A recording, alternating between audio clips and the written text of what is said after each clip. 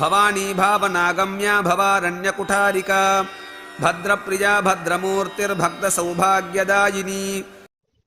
భవాని భవుని భార్య. భవుడు అంటే రుద్రుడు, మన్మధుడు, సంసార సముద్రం అని అర్థం. ఈ ముగ్గురిని జీవింపచేయడం మూలంగా అమ్మవారు భవాని అని పిలువబడింది. భావం అంటే పుట్టుక.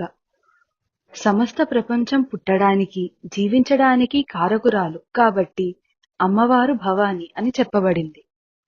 శివుని అష్టమూర్తులలో 8వ మూర్తి అయిన జలమూర్తి పేరు భవుడు.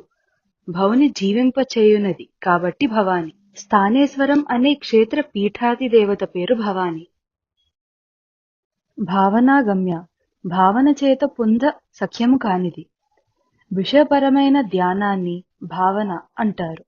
ఇక్కడ విషయం వాక్కు సంబంధమైనది అయితే వాక్కుకు 2 లక్షణాలు ఉంటాయి.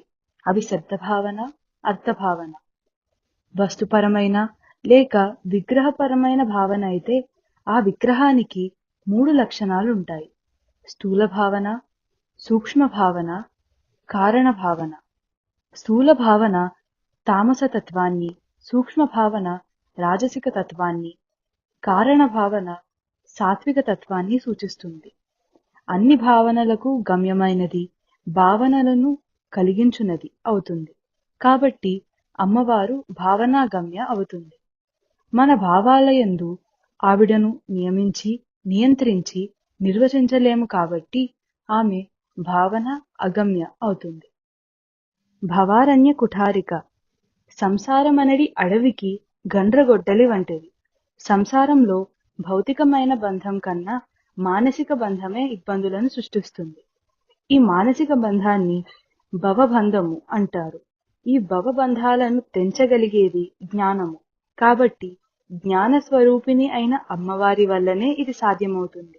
జన్మ సంబంధమైన, సంసార సంబంధమైన అరణ్యాన్ని ఛేదించే జ్ఞాన స్వరూపమైన గండ్రగొడ్డలిగా అమ్మవారి గురించి ఈ నామంలో చెప్పబడింది. భద్రప్రియ శుభములు, శ్రేష్టములు అయిన వాటి యందు ఇష్టము కలిగినది. సదాచార ప్రవర్తనాదులు గల వారికి శుభములు చేకూర్చువాడు భద్రుడు అంటే శివుడు. అహంకారంతో చేసిన దక్ష యజ్ఞాన్ని వీరభద్రునిగా ధ్వంసం చేసెను శివుడు. భద్రునిగా సంప్రదాయానికి, సత్ప్రవర్తనకు రక్ష చేకూర్చి శివునిగా మంగళకరుడైనాడు. అట్టి శివునికి ప్రియమైనది, అట్టి శివుని యందు ప్రీతి కలది. భద్రమూర్తి శుభమైన లేదా మంగళకరమైన స్వరూపము గలది.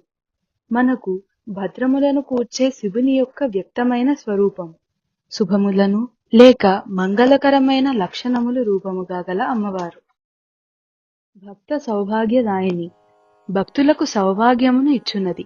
సు మంచితనము, భ వెలుగు లేదా వైభవము, గ గమనము, గతి నడక లేదా ప్రవర్తన అనే అర్థాలను సూచిస్తాయి.